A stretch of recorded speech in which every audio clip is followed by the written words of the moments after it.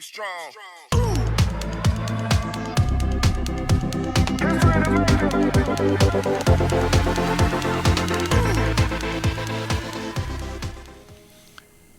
Howdy everyone, I'm Jim. Welcome back to JimKiDo.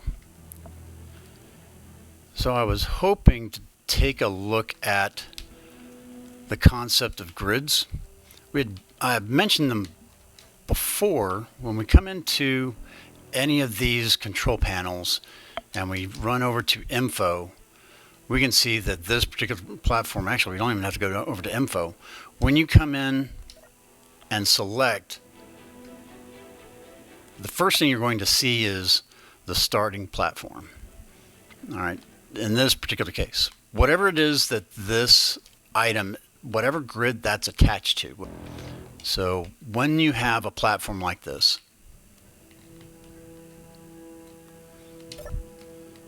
you have something known as a grid. This particular grid has a name. In reality, almost all grids end up having a name. Most of them are generated, so the system basically gives it something like small grid some number or large grid some number. In this case, this grid has a name called starting platform. If we go over to info, we can actually go off and go change this name. We can call it whatever we want. JimKiDo's platform. Ta-da. And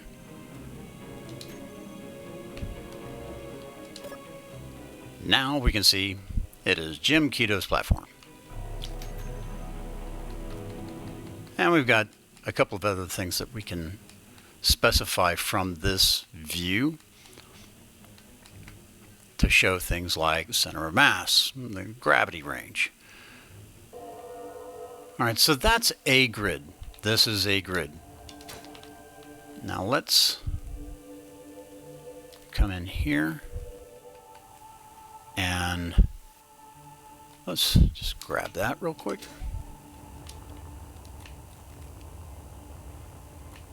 And we're going to come over here.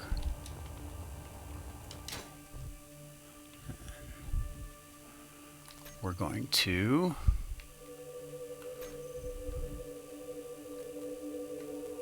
just snap that right there. Oh.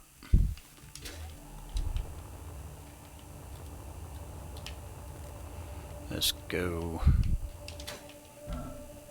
have a little Biobreak. There we go. Ah, that feels better. It would be funnier if these were like outhouses or porta potties. That would almost make more sense. And there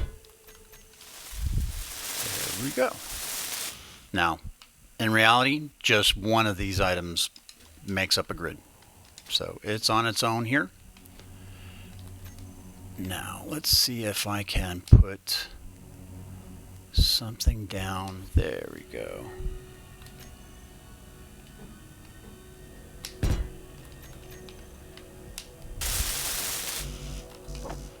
And see if we've got enough components. Yeah, we do. Excellent.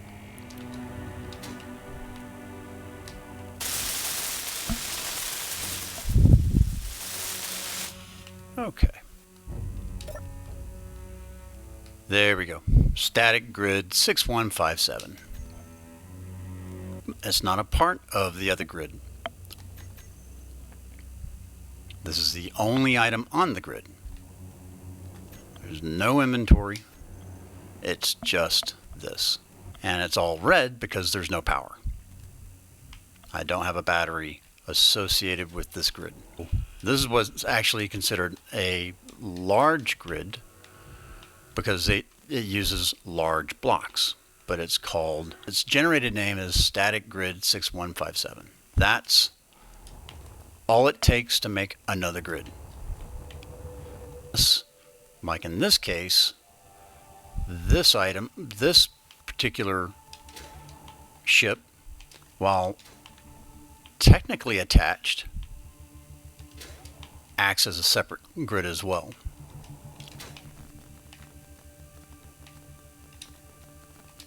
This is known as Startership. That's the name of this grid. But if you notice, down below, in the lower left-hand corner, you can see where it says Convert to Station. The difference between this grid and this grid is when I go to that same section, it says Convert to Ship. And that was what I was trying to mention before, was if I monkeyed around with some of the specifics of this base, that I could potentially turn it into a ship. I've never actually tried that, but I understand the basic concepts behind it. I don't know what that would do yet. I may end up trying that in another video later on down the road. But what I wanted to accomplish in this video was showing you the difference between grids, how those grids functioned. The main function of this grid is that anything attached to it is going to be powered by those batteries. So if I place something over here that needs power, it's not actually going to get any of it unless it's directly attached to a specific block on the grid. It's the same principle that we see over there. There's no battery on that little asteroid, so there's no power to that button panel. Let's see if I've got enough. Yes, I've got enough to make a solar panel.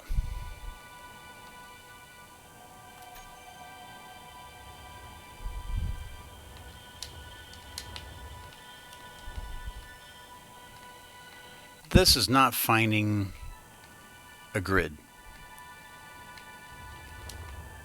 Now I wonder if I place a block there and then try and connect that. Let's see if that will find it. All right, let's go get components. Go hit a quick Biobreak because it takes so long. There we go. So, here we go.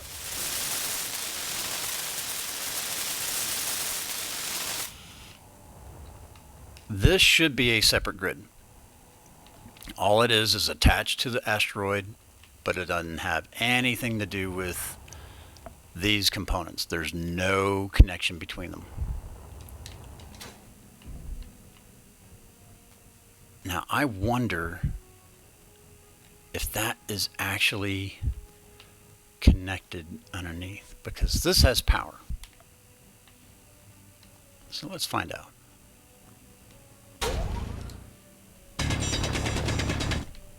Yeah, it's actually connected. If I am correct, we don't see 4 solar panels.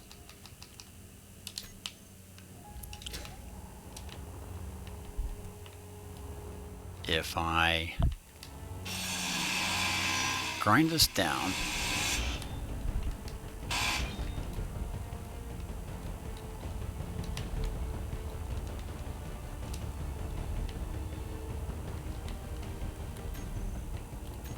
here we'll put another one right there, and then that.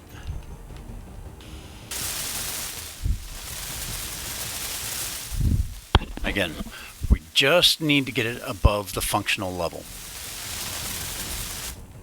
Quick note about that. It will seem completely functional in this state. It's not 100%, but it is functional. And it's true. The problem is when there are things like debris that comes through, you have pirates or drones that come by. If they shoot at it, and it's not at 100%, it'll actually be damaged and be non-functional far easier. And look at that. We have power. And if we look at the control panel here, we have a solar panel. That's all it takes to make a grid. That's all that's necessary. Separation of grids ends up being a little harder on the system. So that's something to watch out for sure.